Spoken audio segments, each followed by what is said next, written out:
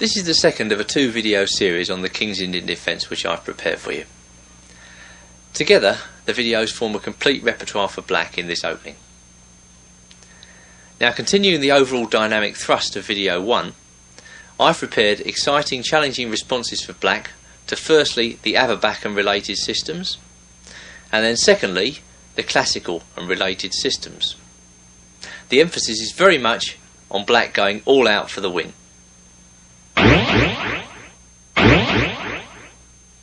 The Avabak system begins as follows. White plays knight c3, bishop g7, e4, d6, bishop e2, black castles, and then the characteristic move of the system, bishop g5. Now, a white player of the Avabak system is likely to be an open-minded, flexible character, thus the most dangerous possible opponent. White is challenging black to find counterplay against his balanced setup, and indeed it's difficult to do so. Should black play h7, h6 or not? Should he aim for c5? Or should he aim for e5? And if the centre becomes blocked, let's say in a position like this, White has the automatic plan on the king side of attacking with his pawns. White will push his pawns up to g4 and h4, on to h5, profiting from the fact that the knight on g1 is as yet undeveloped and doesn't block the bishop on e2 from protecting the pawn at g4. So these are the problems to be faced. Now, in this video I'm going to recommend an unusual system for black, but one which I believe to be perfectly playable, and that starts with the move knight c6. It's a very unusual idea of the Hungarian grandmaster Bilek, and a very old idea actually, almost forgotten I would think. If you play this move you'll certainly surprise your opponents. I analyse the following lines. The first move for white worth consideration is the natural knight f3. Black plays h6. This is the main idea, to give white's bishop a kick, to drive it away, and to then perhaps follow up with e5 if allowed. Accordingly, in the game Ferenc Portis vs Bilek, Hungarian Championship 1971, white played bishop takes knight, and black played pawn takes bishop, which I think is an excellent move. d5, knight e7, white castled, and then black opened up with f5 and had an excellent game. In particular, the bishop on g7 is very strong here.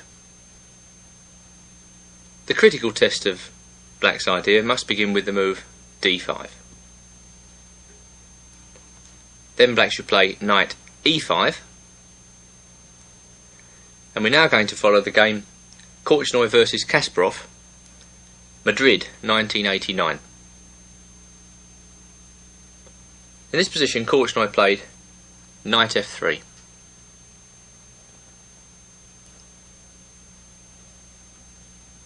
And Kasparov played knight takes f3 check. Just retracting that move, in the game Sappi vs Bilek, Hungary 1971, instead of knight takes f3, black played h6. Then came bishop e3, knight f g4, bishop d2, and black went f5. White played h3 to try and get rid of black's knight, and black took on f3 with check, vacating the e5 square, the knight on g4. So bishop takes f3, knight went to e5, bishop e2, and black played f4, cementing the knight in on e5 with a very good game.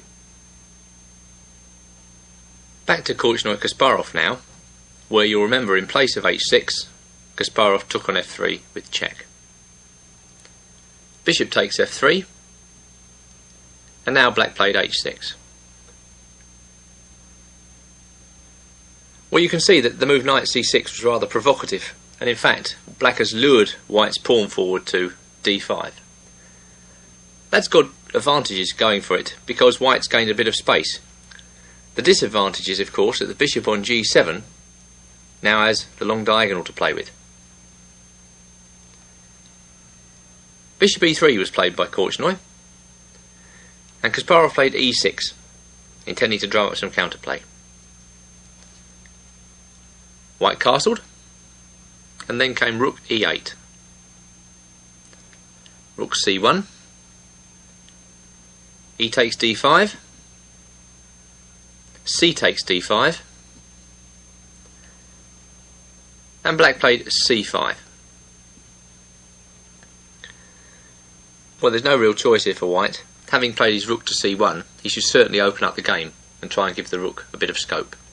So Korchnoi took en passant. D takes c6, b takes c6, and white played e5, opening up the bishop on f3 against the pawn at c6. Black's next move is forced. Rook takes e5, and then came bishop f4. Rook e6, bishop takes c6, and then rook b8. Well, it's true that white does have the better pawn structure. You could argue that his pawns on a2 and b2 are stronger and more easy to support than black's pawns on a7 and d6. But what certainly must be mentioned is black's activity, and this is what Kasparov likes about the black position. The rook on b8 is active, the rook on e6 is active, and black's bishop on c8 threatens at any stage to come to a6, with again a very active position. So even Viktor Korchnoi couldn't prove any advantage against black's original and daring opening. Now the most aggressive line for white is undoubtedly d5, knight e5, f4. Here white's using the black knight as a target and hopes to gain space and time by pushing the knight around. That's the good thing about white's play. As black, I would argue that white is loosening his position by playing moves like f4 early on, and that we can take advantage of that with accurate moves. For instance, the best move after f4 is just to drop the knight back to d7, and after knight f3 to play c6. Now that's not so much a move which chips away at the white centre, although it does, and it's very useful because it does so. But I think black is actually threatening to go a move like queen b6. And as you can see, the queen is very strong on b6, pressurising the pawn at b2 and creating enormous threats down the diagonal to f2 on e3 and f2. For instance, the move knight g4 would come very much into consideration here from black's point of view. Now if we just drop back after c6, if white castles, then I think black has a very promising position. Queen b6 check, and if king h1, you can consider either knight g4 straight away, or probably better, just to go straight down and take that b pawn. I don't see any white compensation after queen takes b2. So a better move for white, instead of castles after c6, is queen d2. But then again, I think black plays queen b6. With this move, I think black equalises the chances. In place of queen b6, he could also have tried knight c5, but queen b6 is, I think, a lot stronger, because black gives himself the option now of playing knight c5, hitting white's e-pawn, and then reinforcing the knight with a5, and I don't see that white has anything at all in this position, apart from a weakened pawn structure. A final move for white after knight c6 is a natural queen d2. But then I think black plough straight through with the move e5, a move that knight c6 prepared. And if d5 now, then black can consider coming into d4, perhaps shoring up that knight with c5 if necessary. Or he may just drop back to e7 with a kind of traditional King's Indian position. Of the two, I would prefer knight d4. So there you have it, uncharted territory against the Averbach system. Knight c6, and black's going to follow up with e5 if allowed. Possibly h6 will be thrown in somewhere, and a highly unusual game results. I think black's doing okay in this line.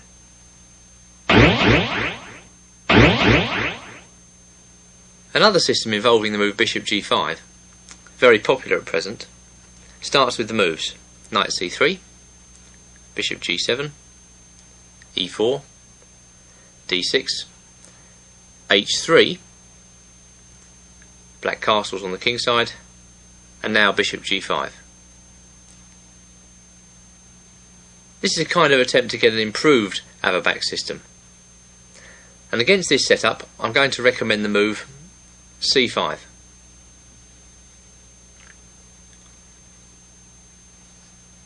White normally plays d5 and then e6.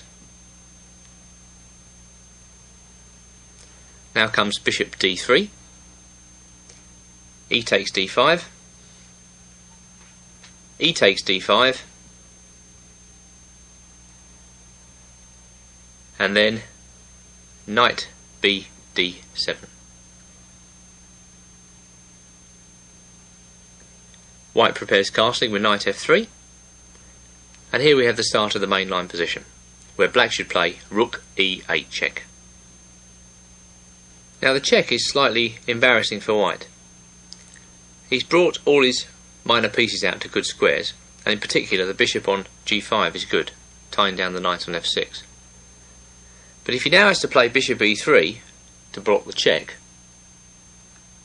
or for instance bishop e2, then it turns out that he's wasted a tempo. So Mihai Suba, Romanian grandmaster, very original player, his idea in this position was to play king f1. And white's intention after that funny move is to go g4, king g2 and queen d2, with more space and the opportunity of controlling the e-file later on with, for instance, rook a e1. It's not so easy for black to escape white's grip if black lets white get this type of position. Accordingly, black must play very aggressively against a move like king f1 and try and blow the game open before white gets a chance to go through with this logical but slow plan. So we're going to follow the game now, Suba against Ullmann, Berlin 1979, where after king f1 black played a6. Now the idea of this is clear. Black's going to sacrifice with b7, b5 if white lets him and open up the game. Suba didn't like that possibility, so he played a4 to try and restrict black. And Ullmann played knight e5. Good move, I think, unjamming black's minor pieces, unjamming the queen side. Knight takes e5 happened, rook takes e5, and Suba protected the bishop on g5 with queen d2. Then came bishop d7, which at first sight looks like a mistake, but in fact it's an excellent dynamic move. Ullmann knew exactly what he was doing when he played this move. Well, Suba played bishop f4 and black played rook e8, and it looks as though black is actually just losing a pawn here, the pawn on d6. And Suba, funnily enough, he didn't take the pawn, he played a5. Now we should see what happens if he takes the pawn. So just retracting the move a5, if white had played bishop takes d6, then I think black would have played b5 with the following continuation. A takes b5, A takes b5, rook takes a8, queen takes a8. Now white has some problems on the back rank. King g1, queen a6, hitting the bishop on d6, bishop takes c5, and now the move b takes c4. with excellent compensation for a measly pawn. Actually, white's position is rather difficult here, due to black's active play. For instance, if now bishop f1, then a good move, for instance, is just knight e4. Knight takes knight, rook takes knight, and black's dynamic development gives him the advantage. Returning to the position after a5, Allman played the excellent move b5. Now the only way you're going to exploit the artificiality of a move like king f1 is to play actively, and in particular you've got to play actively while that king remains on f1. You can't let white consolidate his space advantage. So Allman's move is excellent. He's trying to keep the white king pinned down in the centre. Summing up, against the system with h3 and bishop g5, I recommend the move c5. If then d5, e6, bishop d3, and then taking on d5, e takes d5, knight b d7, waiting for white to develop the knight on g1 before landing a check on e8. The secret, if white ever plays a move like king f1, is to try and blow the position open as quickly as possible with b5 and play actively before the white king gets a chance to consolidate. A similar system for white, involving h3, begins 5h3, black castles, and then in place of bishop g5, as we saw in the last example, white plays knight f3. Very popular system these days with top grandmasters. Essentially white is trying to restrict the black position. Now to keep things as simple as possible, I'm going to recommend a similar line to the last example. I think black should play c5 in this position. And then after d5, e6, bishop d3, e takes d5 is the move, and then if e takes d5, rook e8 check. Then comes bishop e3, and we reach the critical position. Now here, if black's not careful, he can get into trouble developing his queenside pieces.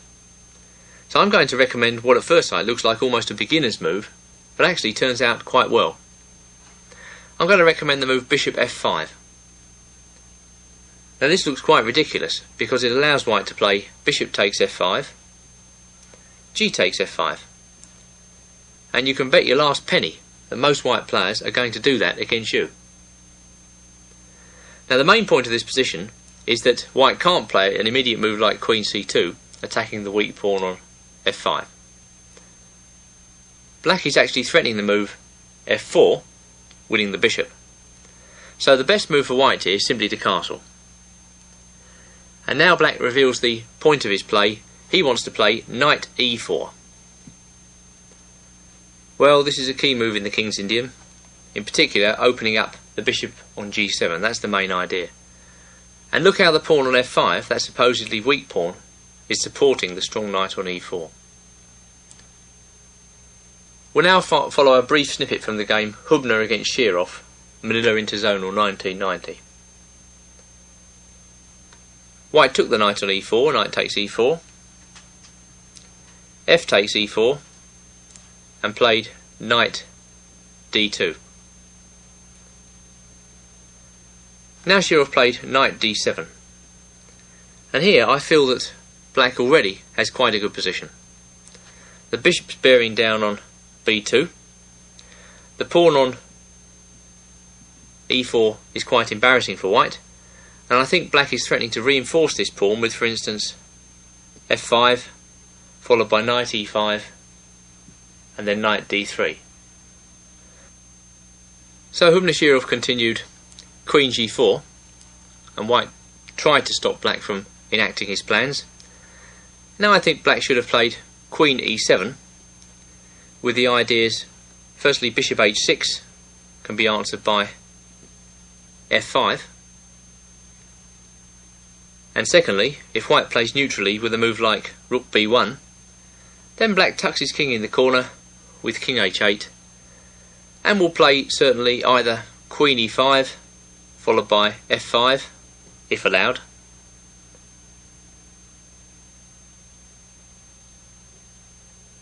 or bishop d4 followed by knight f6 and rook g8 with typical Benoni play.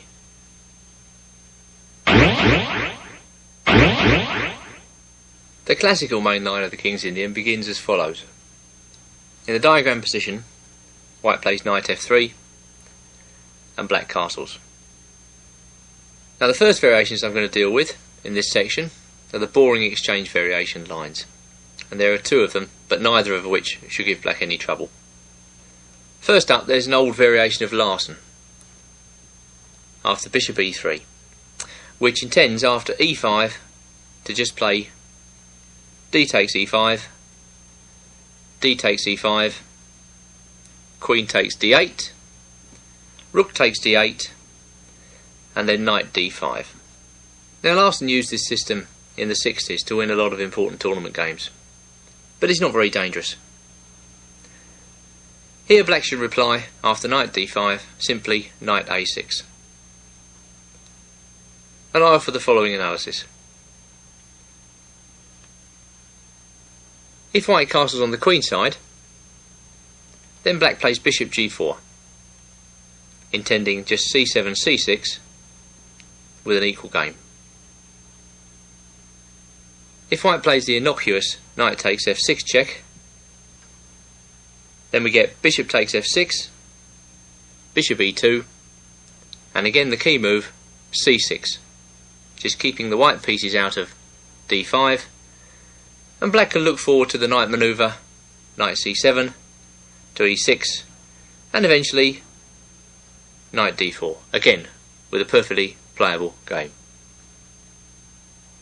If white decides to play aggressively as he can possibly play in this position, and tries bishop g5, then we get rook d6, knight takes f6 check, bishop takes f6, bishop takes f6, rook takes f6, knight takes e5, then simply rook e6 will gain back the pawn, again with at least an equal game in view of black's superior development. And finally, if bishop g5, rook d6, white tries to maintain the knight on d5 by playing bishop takes f6, bishop takes f6, castles on the queen side, then I think black can simply retreat with the calm bishop g7 with the following line: knight e7 check, king f8, knight takes c8, rook takes d1 check, king takes d1, and then rook takes c8 with a completely equal game. The so-called main line exchange variation begins bishop e2, e5 by black. This is the move I'm going to recommend throughout this section. And then white insipidly takes the pawn off, d takes e5, with the idea d takes e5, queen takes d8, rook takes d8, bishop g5, setting up the threat of knight d5.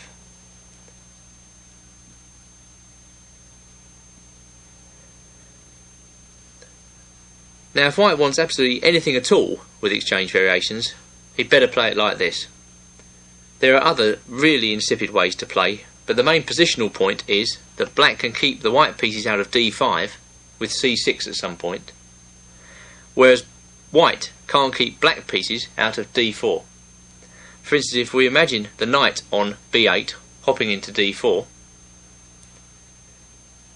then you can see the sort of thing which black is aiming for in exchange variations, in an ideal world. Now in the position after bishop g5, I'm going to recommend the new move, c6. I also think it's the best move. This is a lively new idea involving a pawn sacrifice. A pawn sacrifice which white probably does best to take initially, but then give back the pawn a little later on. We're now going to follow the game Korchnoi versus Kasparov, Tilburg 1991. Korchnoi played knight takes e5. Retracting that move, the other idea for white is the very boring castles on the king side.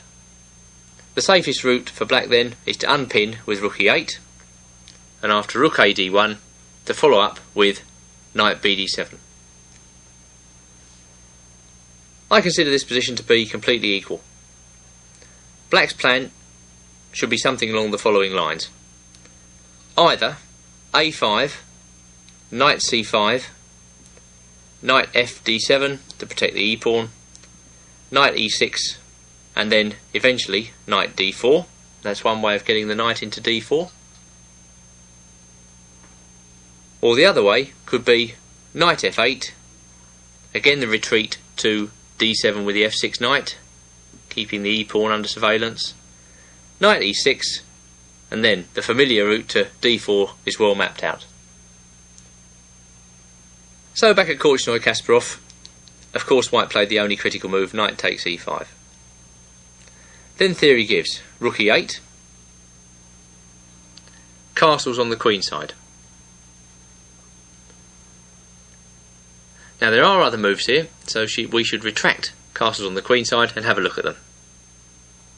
The first move to be considered is f4, reinforcing the knight on e5. When black should play knight a6. Now this is quite interesting. Black intends knight c5, ganging up on white's e4 pawn.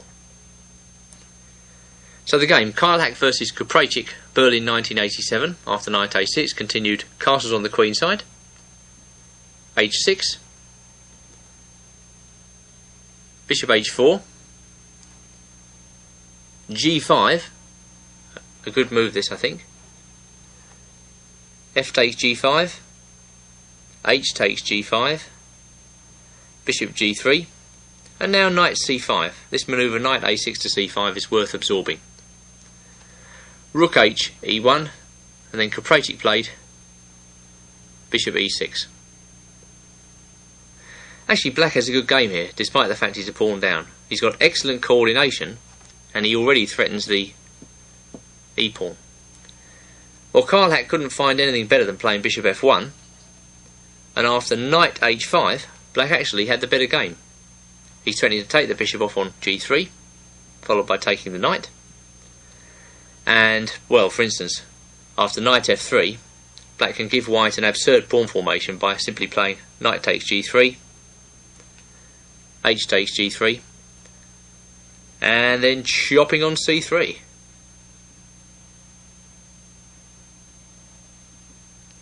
With, as far as I can see, 6 isolated white pawns. Back to the position after rook e8, and in Buaz's Nun Sirac Interzonal 1987, white played bishop f4. Nunn played knight a6, again this familiar manoeuvre coming into c5. And the game went on. Castles on the queen side, knight c5, f3, and now that the path of the bishop on e2 has been blocked, Nunn played knight h5, this familiar idea once again, hitting at this bishop on f4. Bishop e3 happened, and now Nunn cleverly regained his pawn with knight takes e4.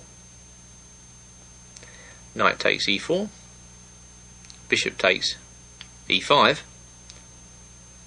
bishop d4, and then bishop f5 happened. Bishop takes e5, rook takes e5, knight c3, and now knight f4, with a small advantage to black. After bishop f1, black will probably double up with, for instance, rook a e8. So back to the game Korchnoi-Kasparov, and of course Viktor Korchnoi plays the critical line, which is castles on the queen side, knight a6 by black, and now rook to d6. Now for a while, a few years ago, it looks as though this move would pose black quite a few problems, might even render the move c6 unplayable. But Kasparov, of course, played the best move here, which is bishop e6, and it's a move which I think brings black fully into the game again. The point is that after knight f3, black should play knight g4 with excellent compensation. For instance, most obvious white moves, such as knight d1, bishop h4, or rook f1, are met by knight c5, with threats to the e-pawn. Actually, it's not at all an easy position for white to defend. For instance, just to give you a sample line, if bishop h4, knight c5, and then white doubles up on the d file, rook h d1, then simply bishop takes c3, b takes c3, knight takes e4, and black has a winning position out of nowhere. So back at Korchnoi-Kasparov, and Korchnoi played f4, reinforcing his knight after bishop e6. Now in this position, black could have played knight c5 if he wanted to. That would have been a good move, but instead Kasparov played h6 with the intention that if bishop h4, then g5 with familiar tactics. So white took on f6, black recaptured, and white doubled up, rook h d1. Bishop takes e5, f takes e5, and now black produced a peculiar move, rook a c8. Now the point of this move is that at some stage in this game, black is going to win the pawn on e5. He'll probably do this by doubling up his rooks, for instance with rook c7 to e7. So that's the first point of the move. But you have to ask yourself, as black, what is white doing in this position? And I think white's main idea is to play his knight into d5, sacrificing a knight in order to gain a strong phalanx of central pawns. So black's last move anticipates this threat, so that if white plonks his knight in now, c takes d5 uncovers a pin down the c-file on white's king. So should white want to play knight d5, he's got to preface that move with, for instance, bringing his king into the centre, when of course the king is okay for the endgame, but with pieces on the board it's less securely placed than it would be on c1. Summing up, I would say that the exchange variation, particularly in this guise, doesn't really pose black any problems. Once you come to this position, play c6, and then remember the main idea is knight a6 to c5, putting pressure on white's e-pawn.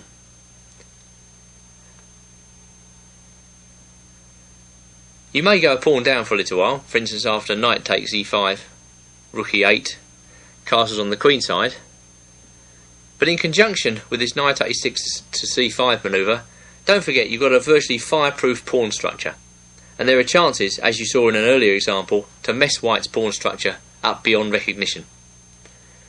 So good luck with this idea. I think c6 is an excellent move and a perfect answer to this tedious exchange line. The Petrosian system begins bishop e2, e5, and then white blocks the centre with d5. Now actually this system went out of favour for a long while, but it's been recently coming back into fashion with many grandmasters. I'm going to recommend the move here a5 as best. Now this is an anticipatory move, because black is expecting white to expand on the queen side later in the game, and this move will hold him up, or at least black hopes so. Added to which, black is going to play a knight, if he can, round to c5, And then the move a5 is contributing in that white can't get rid of black's strong knight by playing b4. So there are 2 points to the move a5. There's more to black's position than that though. I think eventually black is looking to attack white on the king side. It's just that he takes time out initially to hold white on the queen side, and it's a preparatory idea rather than something immediately aggressive. So we'll now follow the game Gulko versus Kasparov, Novgorod 1995, a very recent game which shows the best way for black to play. Gulko played bishop g5, and this is the characteristic Petrosian move. It's important that black hits the bishop now with h6. If he didn't, white might have played queen d2, preventing that move forever. So h6, bishop h4, and then knight a6. So here we see more of that preparatory play. Notice that black has pushed white's bishop away from the centre, so that if the black knight ever comes to c5, it takes a long time for white's bishop to get actually on the knight, to attack the knight, to threaten to remove it. So knight a6, holding white up on the queen side. And Gulko played knight d2. Kasparov played bishop d7. White castled. And then comes another key move, queen e8. Another useful move in many ways. Black gets out of the pin on the knight at f6, and when he moves that knight, for instance knight h7 at some point, he's always going to be threatening the move f5, which is his eventual idea, I think, in this line. White played king h1. This is a slightly unusual move, very long term. I think more common in this position, in place of king h1, will probably be either a3 or b3, preparing an eventual b4, for instance, something like this. After king h1, Kasparov played knight h7, and white played a3, preparing to play on the queen side. Now black plays a slightly surprising move. He plays h5.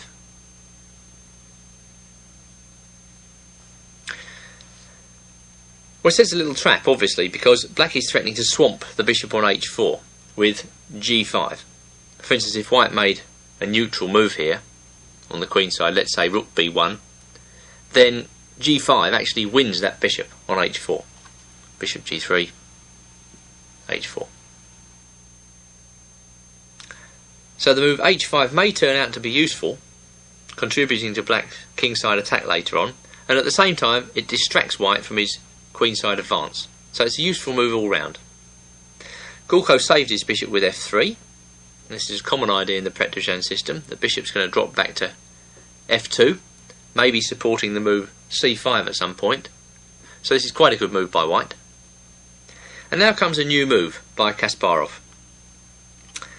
The normal move in this position, the hitherto recommended move, was bishop h6, intending, for instance, bishop e3. Then, far from being a bad bishop, the bishop looks quite strong there in the centre of white's position. But Kasparov played, instead, bishop f6, a new move. And Gulko took that bishop. Bishop takes f6. It's worthwhile seeing what would have happened had he gone bishop f2. Now I think in this position Kasparov would have played bishop g5, with the main idea that now the bishop's activated he's going straight for the move f5. And then we could get the following line. Rook b1, f5, b4, a takes b4, a takes b4,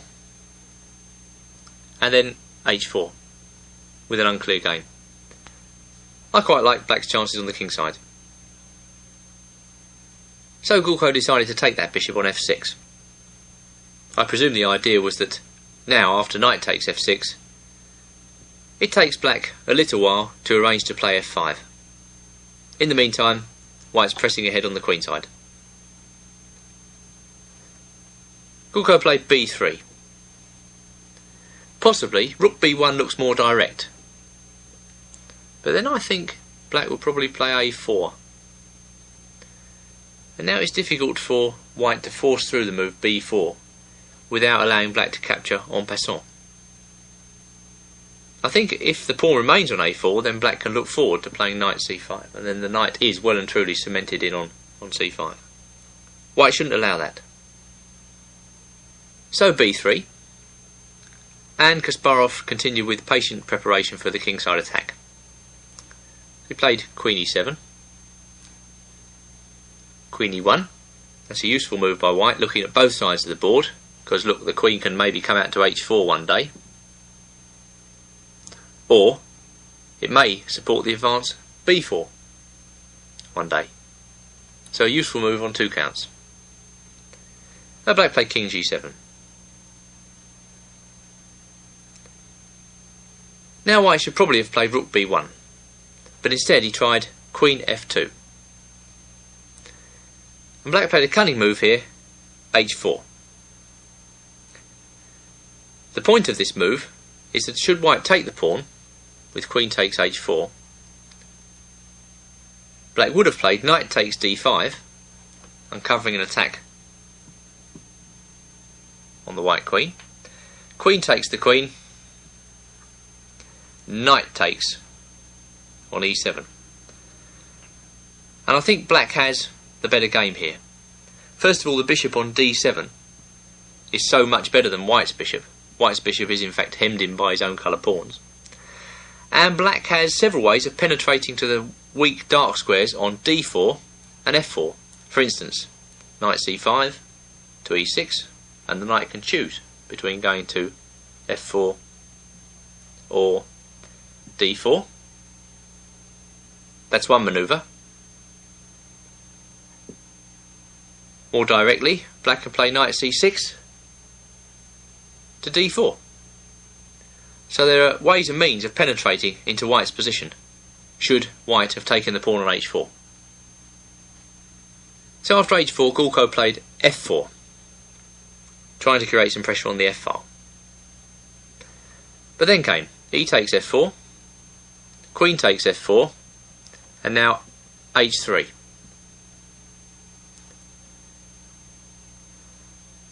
Well, surprisingly, this position is difficult for white, because he's got no grip on the dark squares. For instance, black's got a grip on the e5 square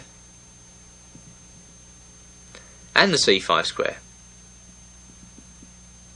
I think the main positional point is that white's bishop is actually quite bad here, locked in behind his own pawns, and black's bishop has the run of the board. The remaining moves of this model game can be found in the booklet. Summing up, a5 is a logical and flexible response to the problems posed by the Petrosian system. Black holds white on the queen side and develops his counterplay slowly on the other flank. The Gligorich system begins with the move bishop e3, and this is a pretty good idea. White is tempting black into playing knight c6, d5, knight e7, when knight d2 gives white the upper hand. Either white stifles black with g2, g4, or the bishop on e3 is very well placed to support c4 to c5. Maybe white can put both of those plans into operation. If black tries to do something fast, then the white pieces are all in good positions. If both sides develop normally, the three-pawn centre gives a useful space advantage. So we're going to concentrate on a relatively uncomplicated way of tackling the problem. I recommend black should play pawn takes pawn here. Now the main line goes as follows. Knight takes d4, rook e8, attacking the e-pawn. Now white has a choice. He almost always plays the move f3, supporting the pawn. But we should know what happens if he plays instead queen c2. After queen c2, black should play queen e7, and will now follow the game Simagin Petrosian USSR 1966. White played f3, and now black played the key idea of the line c6, which intends to open up the centre with d5. This is an idea you have to remember in this line. White didn't like the unprotected bishop on e3, so he went bishop f2, and then came knight h5, zeroing in on the weakened f4 square. White kept black out with g3, and then black played knight d7, castles, knight e5, rook fe1, knight f6, king g2, c5. When white's knight moves, for instance to b5, black will follow up with bishop e6 and has active piece play. The white queen in this line really belongs on d2, supporting the bishop. Back to the position now after rook e8, and white almost always plays f3. This is the best move. Now comes c6, threatening, as I say, to open up the game with d5.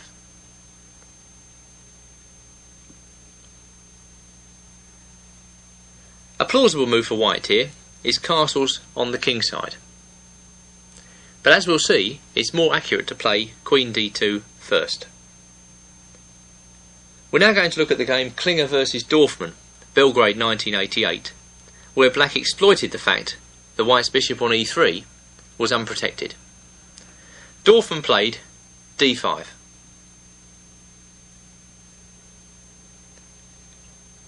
White played c takes d5, and now knight takes d5 was black's excellent reply.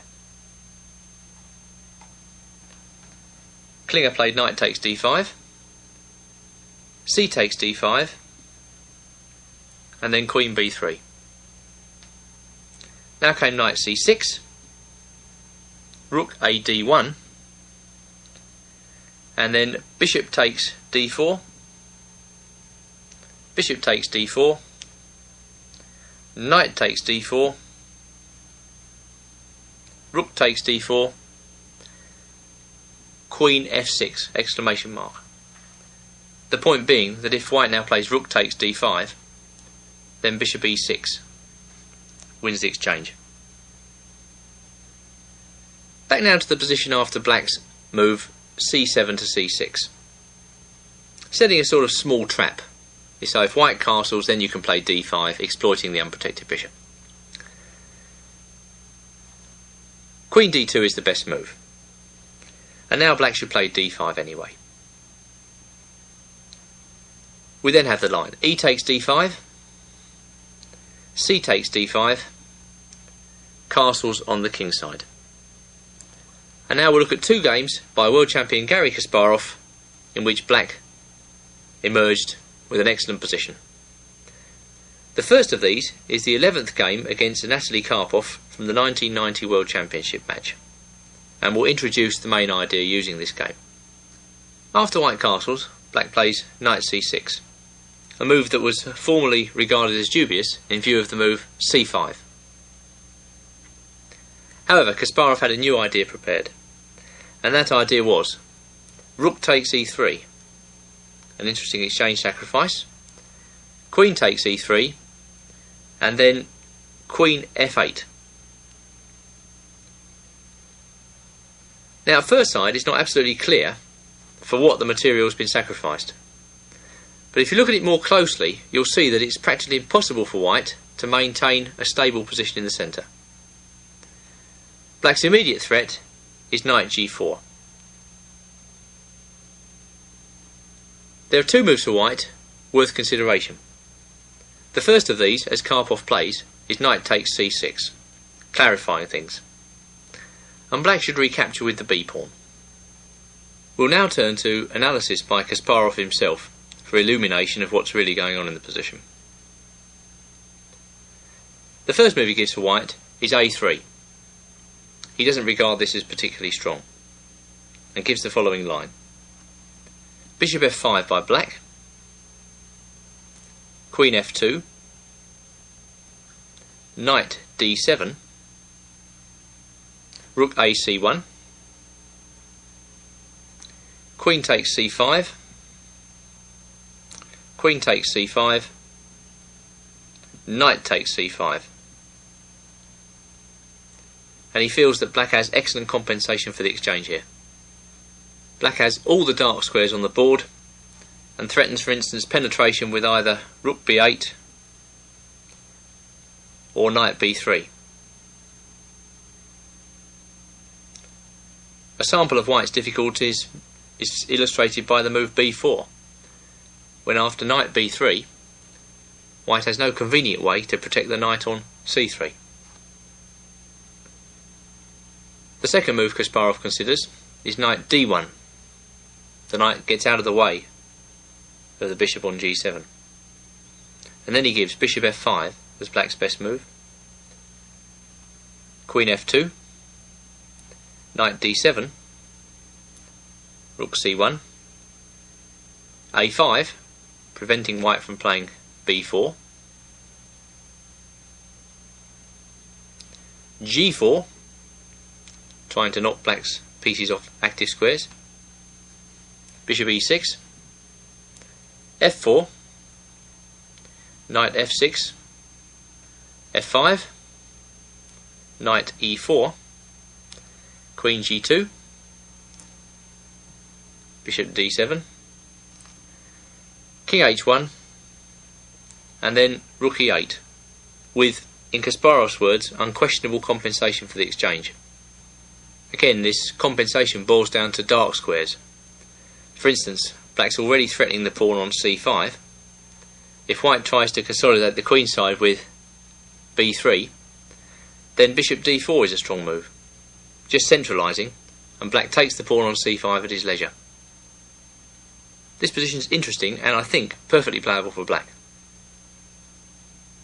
The third move given by Kasparov, and one which looks more natural to my eye anyway, is rook a c1. Then he gives bishop f5 again. This seems to be a key idea. b4, rook e8. If black's rook can't develop actively on the b file, then it might as well come to the e file. Queen d2, d4, exclamation mark, bringing black's bishop on g7 into the game. For instance, if queen takes d4, then either knight e4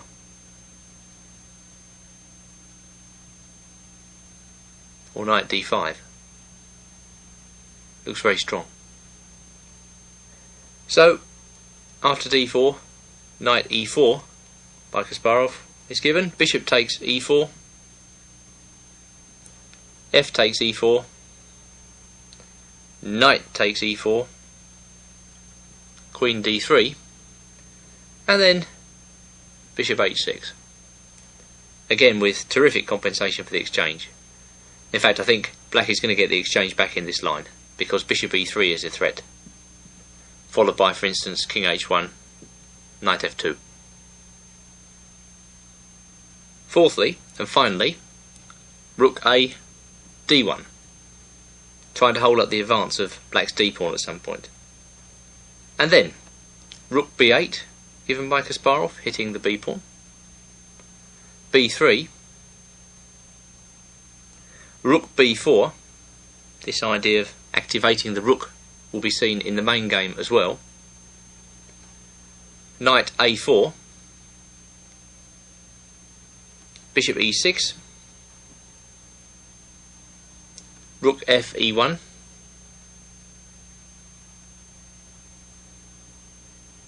knight d7, bishop f1, h5, this is all Kasparov's analysis, king h1, h4, bishop d3, knight e5, bishop c2, h3,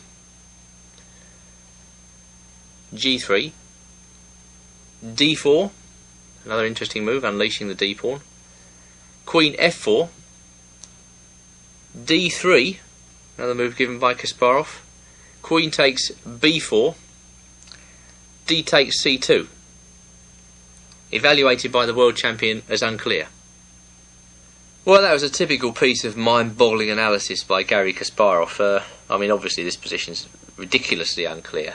The main thing about it is, I think over the board it's virtually impossible for white to defend, because he's got this monster c pawn on c2. White's got to round that up for starters, and while he's rounding it up, black is presumably going through with moves like knight takes f3 and bishop d5. I think if you really analyse his position or put it onto a computer, you might find a way for white to defend.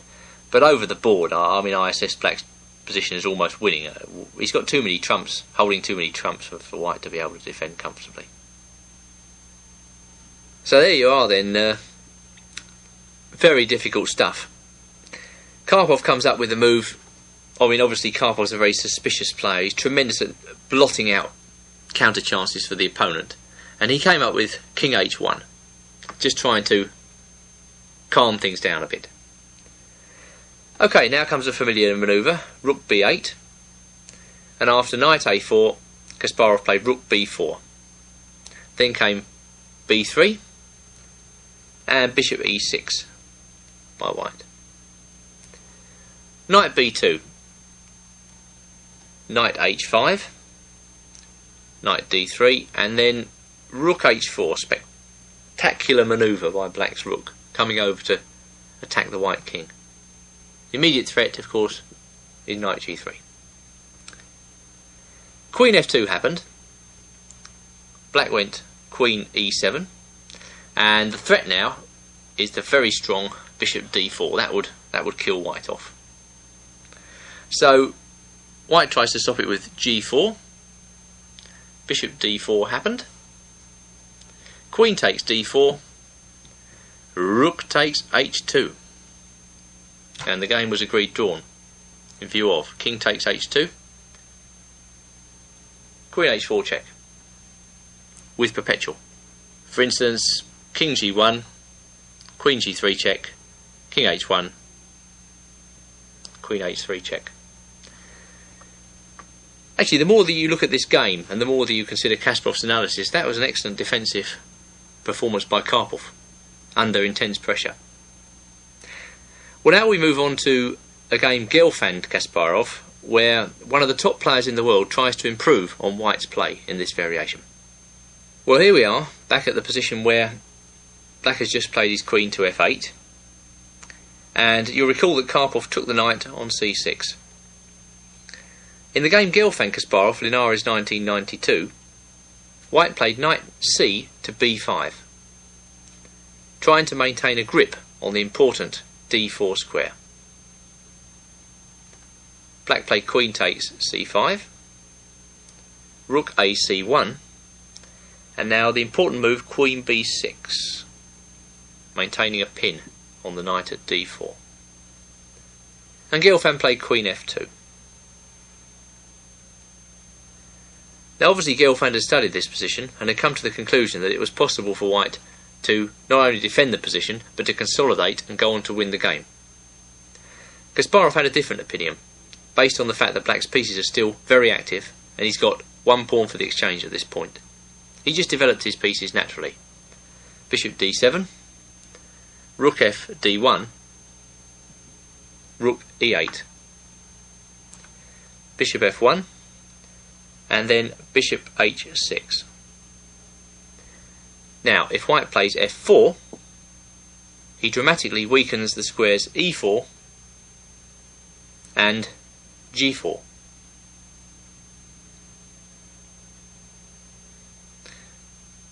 A top grandmaster would never ever consider such a move playable unless it was absolutely forced upon him. So Gelfand played rook c3. And then comes a move which Kasparov considers the most important of the game. Knight b4. He says that only this tactical resource enables black to maintain the balance. The Gligorich system has actually lost some of its popularity with the top players, perhaps because of active black tries like the ones we've just looked at. I think that the exchange sacrifice that Kasparov came up with against Karpov is still viable, but you need a good memory and you need to master the information on this tape in order to play it. If you do so, then your white opponents will be in a lot of danger. Now we come to the classical main line of the King's Indian, where white plays bishop e2, black plays e5, and white castles on the king's side. Now a lot of black players have put off playing this line because there's so much theory on it. Accordingly, I'm going to concentrate on a relatively modern idea, an idea of Grandmaster Igor Glek, and you'll see that it's quite a successful way for black to avoid all the mainline theory and still get a reasonable position. I'm going to recommend in this position black plays e takes d4, and after knight takes d4 play rook e8. White plays f3, and then comes Glek's characteristic move knight c6. This is a completely new idea. Formerly, black played the move c6 here, intending d5. We've seen something similar in our recommendation against the Gligorich system. Now, because this is such a new system, I'll present here the available information to you with my observations. There are several moves for white in this position, the most common of which is bishop e3. Retracting that move, let's first of all consider the move knight c2. And we're going to follow the game Zagorskis Glek, played in Germany during 1994. After knight c2, black played knight h5. Now a good move here, that's a good move, grabbing the black squares on the king's side. I think left to his own devices, black will probably play something like queen h4, followed by bishop e5. This is the type of attack that black is hoping to initiate after knight h5. So white's got to be on his guard to stop that. Zagorski's played g4. A risky move, but he probably didn't want the bishop coming to e5 and the queen coming to h4, so he hopes to drive the knight back. And Glek played an interesting move now, bishop e5. The success of this move depends on the tactic. f4, which is probably bad for white. Bishop takes c3. G takes h5. Bishop to g7. H takes g6. H takes g6.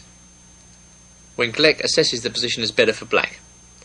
And when you look at it, the thing that immediately strikes you is first of all the weakness of white's e-pawn, and secondly you wonder, where's white's g-pawn? Why has white weakened his king like this? So I reckon it's the weak white king which really gives black the advantage here. One other variation it's important to examine is what happens after bishop e5 if white takes a knight on h5. Well, then black goes bishop takes h2 check, king takes h2, queen h4 check, and this position should be a draw. For instance, king g1, queen g3 check, king h1, queen h3 check, and a draw by perpetual. Retracting, after queen h4 check, if white had tried the silly king g2, then I think he actually loses. Bishop h3 check is a crusher. Now actually in the game Zagorskis Glek, something similar happened. White played knight d5, and black played the immediate bishop takes h2 check. So the same drawing mechanism applies. King takes h2, queen h4 check, king g1, queen g3 check. And here the two players agree to draw. Summing up, knight c2 doesn't pose any problems to a well-prepared black player. Back to the position now after knight c6, and in Vertachnik, Gleck, Germany 1994, white tried knight takes c6, b takes c6,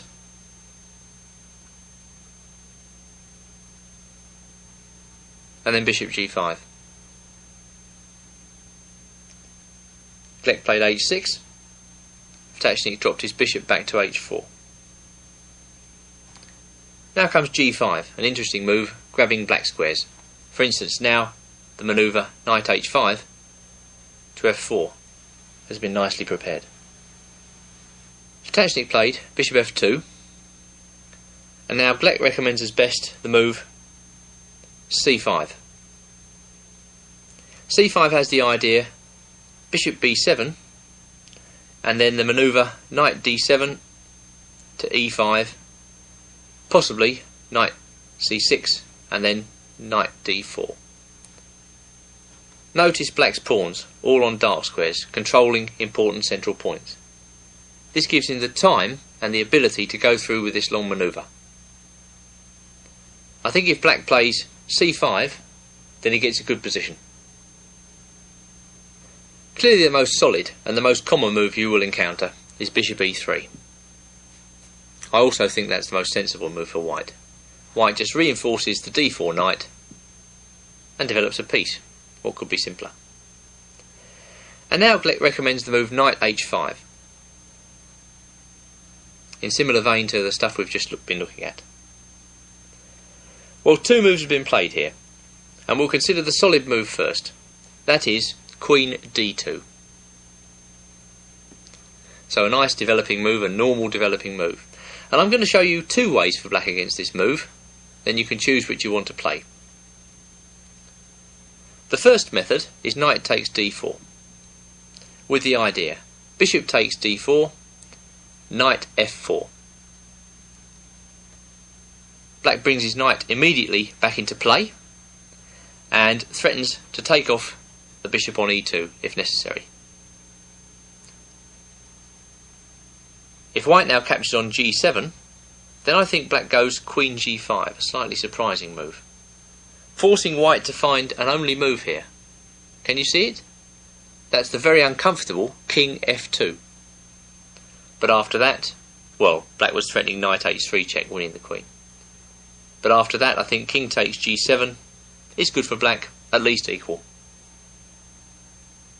So in the game Krivosey versus Golubev, Russia 1995, white didn't take on g7, he preferred the better move, king h1, after which black should simply take on e2 with equality. The second method for black, after queen d2, is the immediate knight f4. The difference being that this move allows white the chance to capture on c6 and double black's pawns. Well, let's see how that works out. Knight takes c6, and black must capture now on e2. Knight takes e2, check. Knight takes e2,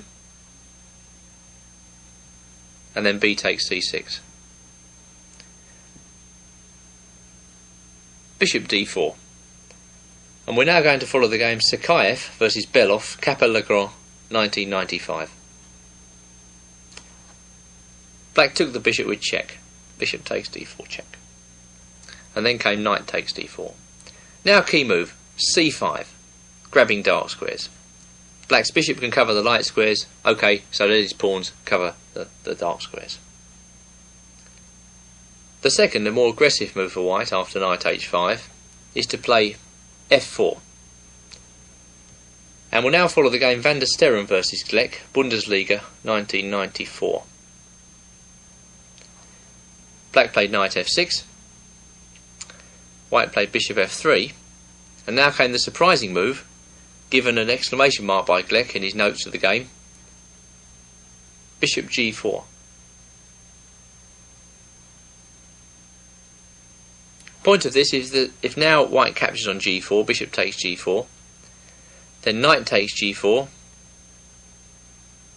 queen takes g4, knight takes d4, or even bishop takes d4.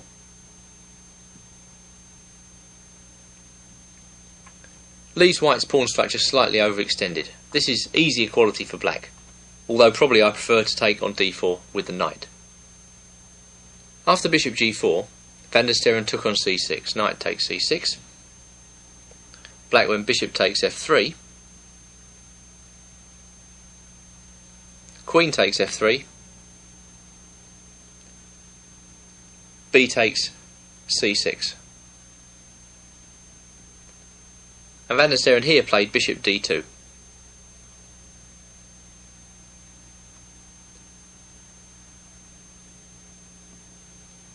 In a later game, Fatachnik Glek Vaikenze 1995, Fatachnik tried rook a e1. After that, black played queen c8, a strong move given by Glek in his notes, intending queen g4, and white pushed on with e5. After d takes e5, queen takes c6, knight g4, a very, very murky position ensued, and the game was drawn on move 40. You can find this game in its entirety in the booklet. In the game Sholoshenkin Glek Latuke 1994, white came up with a different move. He played bishop f2. Then came queen c8, as in the example we've just looked at, rook a e1, and black played queen g4, completely neutralising white's opening.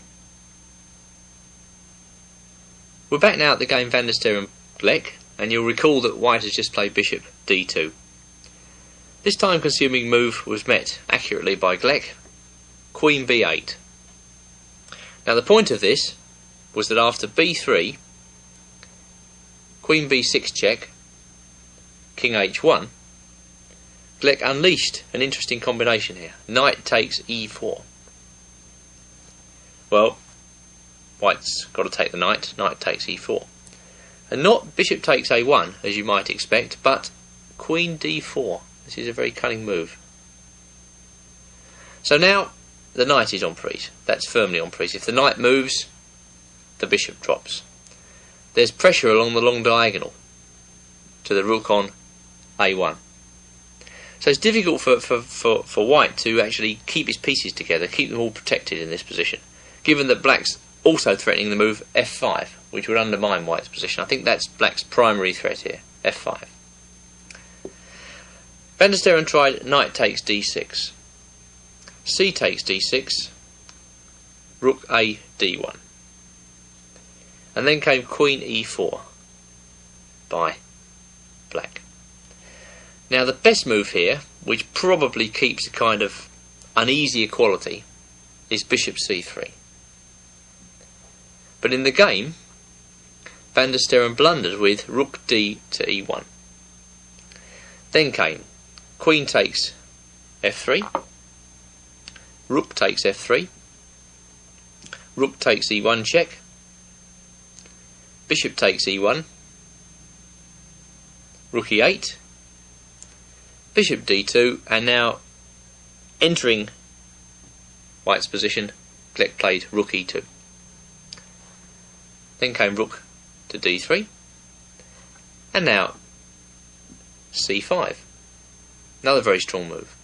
The point being that after rook takes d6, then bishop d4 is exceptionally strong, because, where does the bishop go? There's nowhere to go here without allowing mate. If he plays bishop a5, rook takes a2 is winning, threatening the bishop and checkmate on the back rank. So after c5, white's actually in quite a lot of trouble here, and he tried to free up his back rank with h3. Of course now white had to reckon with bishop d4, but there was nothing he could do about it. Van der Sterren tried to escape with b4, king f8, b5, king e7, and then he tried f5.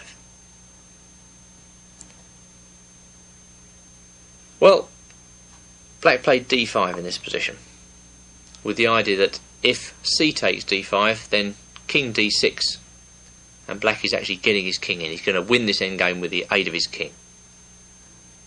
So after d5, Van der Sterren played f takes g6, h takes g6, bishop f4, trying to keep the black king out. But then d takes c4. Rook a3, rook b2, nice accurate move by black. Rook takes a7 check, king f6. That c pawn on c4 is going to win the game. The game didn't last much longer anyway. White went h4. Black started to round up white pawns with rook takes b5, bishop g5 check, king g7, a4, rook b1 check, king h2, and then finally c3. That pawn is going to cost white at least a piece, so he resigned in this position. The system with knight c6 is little known and very modern. You've just seen virtually all the information going on this particular system. I believe that it's a fundamentally sound system with good surprise value.